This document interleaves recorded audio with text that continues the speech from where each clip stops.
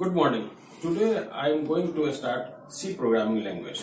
But prior to that, we should know that the stages of the hierarchy of programming languages, how this advent from initial to nowadays.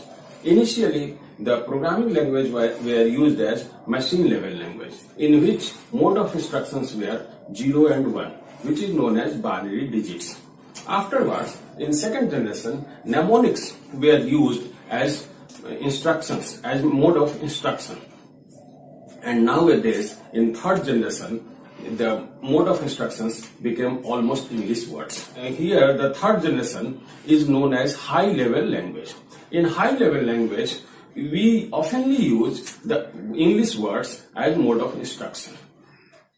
Initially, in high level language, three languages came in practice. The number one was BASIC, Beginner's All-Purpose Symbolic Instruction Code. The second one was Fortran, Formula Translation, which is used for scientific jobs. The next one was COBOL, Common Business Oriented Language, which are used for commercial languages. It was thought that to solve multiple jobs, a programmer has to learn multiple languages. Keeping this view in mind, the team of programmers started to find out to develop a language which may suit for all type of jobs. For this very purpose, a team of programmers were busy in Bell Laboratories, USA in 1970s. Today, we can write computer programs using almost English words. In this regard, the team of programmers started job, and in 1970 at Bell Laboratory, a group of programmers were busy to find out a programming language, and they got success. And the language known as BCPL, Basic Combined Programming Language, was developed by them in 1970 at Bell Laboratories. That was good one. The team consisting many programmers. One of its member named Ken Thompson saw that if we do some modifications, then it will be more convenient and useful, and accordingly he did. And whenever the point came to the nomenclature of the language, he thought, since we have inferred the concept from the BCPL, that's why he put the language name as B programming language, which is the first letter of the BCPL. Afterwards, another team member named Dennis Ritchie saw that if this one is slightly modified and updated, this will be more useful and convenient also accordingly, and he developed a language which is nowadays we are using.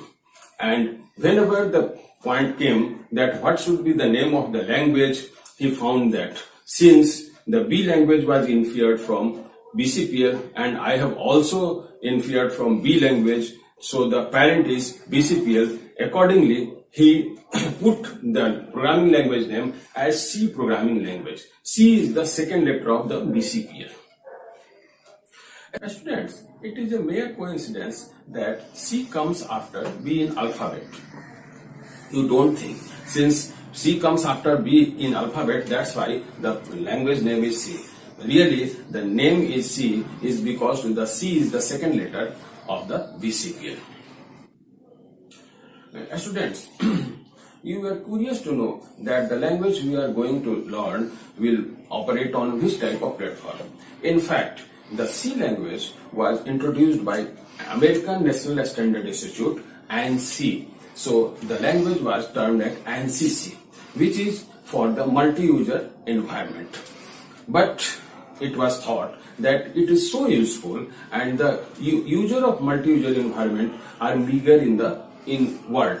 So it was later on developed for single-user environment too, with many versions like Quick C, Microsoft C, and Turbo C. In present context, we will learn the Turbo C.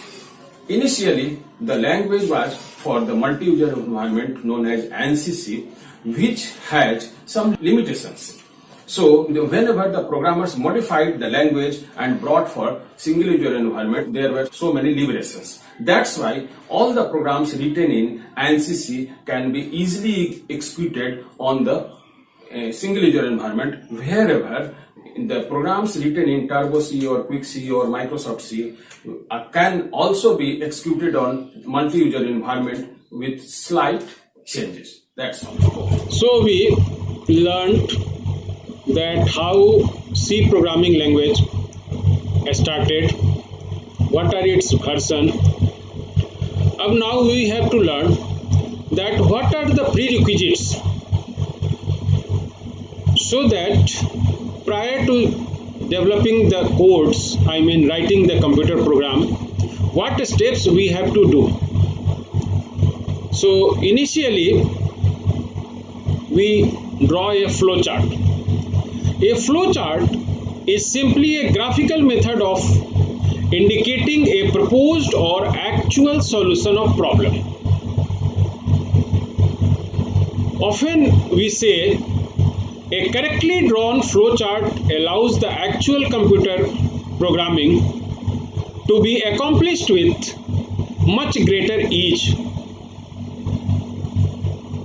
So the flowchart helps with the organization of ideas and allows quick recording of ideas on paper in an easy way to follow arrangements. Some designated shapes are available within which we write our idea and connect these shapes with each other with the help of arrow signs. Thus we draw the flowchart. When we complete our flowchart, we proceed to the next requisite, that is development of algorithm. An algorithm is a well-defined computational procedure that takes a value or a set of values as input and produces output. Few characteristics should have algorithm, then we say that algorithm is good. The characteristics may be: number one, the algorithm may get any input but must have some output. Number two, algorithm must be finite, I mean it should terminate after a finite number of steps. Number three, algorithm must be definite, that is, it should not be ambiguous. The next one, the algorithm should be effective, means it must have the basic steps and one more characteristics, that algorithm must be complete and general. The steps of an algorithm should be complete for a class of problems, not for a specific problem. So with these characteristics, a algorithm should be termed as good algorithm. After development of algorithm, we move to the code generation, and the code generation is the computer program writing. We may define the computer program as a procedure expressed in a programming language is known as a computer program. In this step, we use the syntax of a programming language. So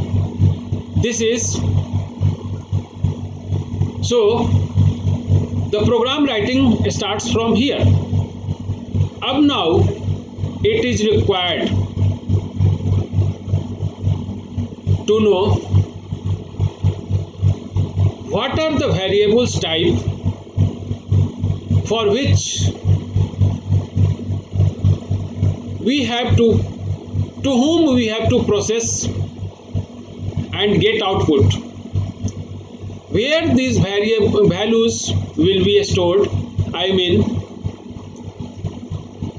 the memory location, what those termed, that is variables,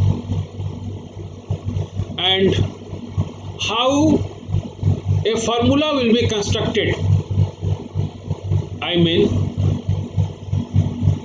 what operator, operand may be used, or how expressions are constructed. So let's take one by one. The values were stored, that is variables. So variables may be defined as the primary storage area a program uses to hold data or value is called a variable. In other words, variables may be defined as memory locations in the computer's memory that hold data. Now, what are the types of data? So, data are classified as simple data type and structured data types. The simple data type consists of integer, real values, I mean float values, and character. And a structured data type consists of arrays, strings, structures, and unions. In simple data type, the integers are also bifurcated as int, which occupies 2 bytes of memory and have a range of minus 32,768 to plus 32,767, whereas long integer, which occupies 4 bytes of memory and has a range of minus 2147483648 to plus 2147483647. These two may be with sign or without sign. For without sign, we have also a type which is termed as unsigned int, unsigned short, which occupies 2 bytes of memory and gives a range of 0 to 65,535, whereas unsigned long int occupies 4 bytes of memory and gives a range of 0 to 4294967295. Likewise, the real values, I mean float data types, are also bifurcated as float or long float, float and long float or double. Long float is also known as double. Float occupies 4 bytes of memory and provides 7 precision digits. These 7 precision digits include the decimal point,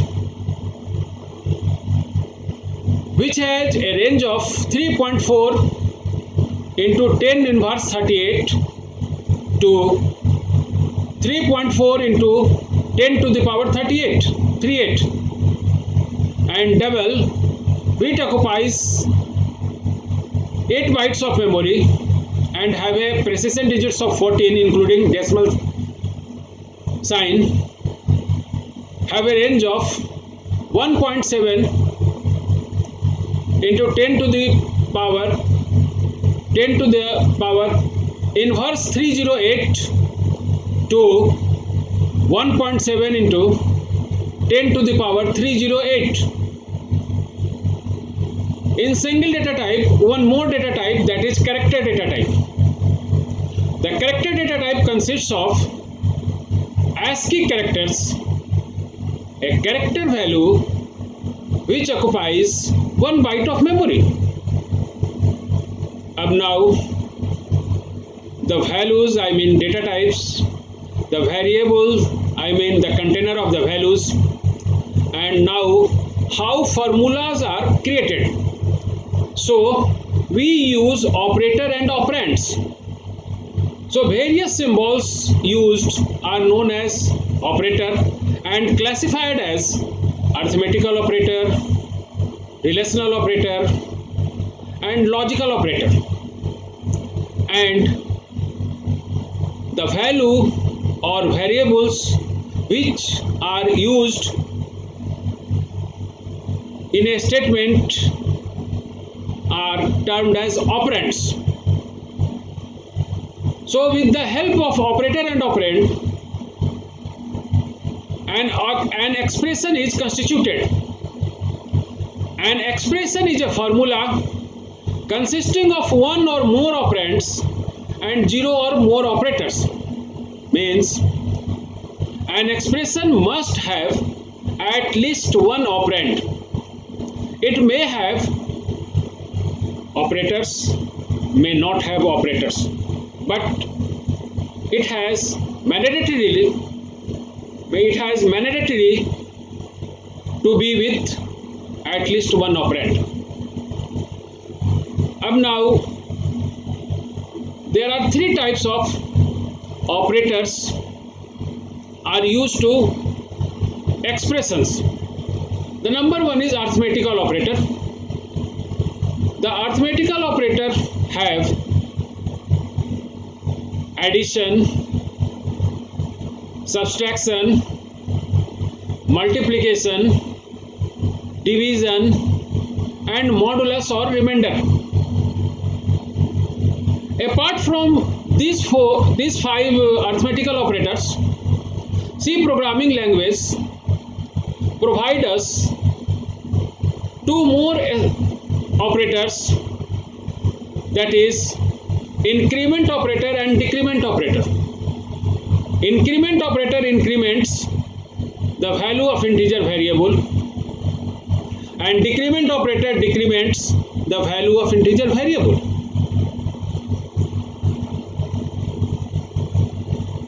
In the sequence of operators, next comes relational operators, which constitutes the relational expressions, and these are less than or equal to, greater than or equal to, and not equal to. If the equal to sign appears consecutively twice, it means it will act as a relational operator. Relational operator gives the result either positive, I mean true, or false.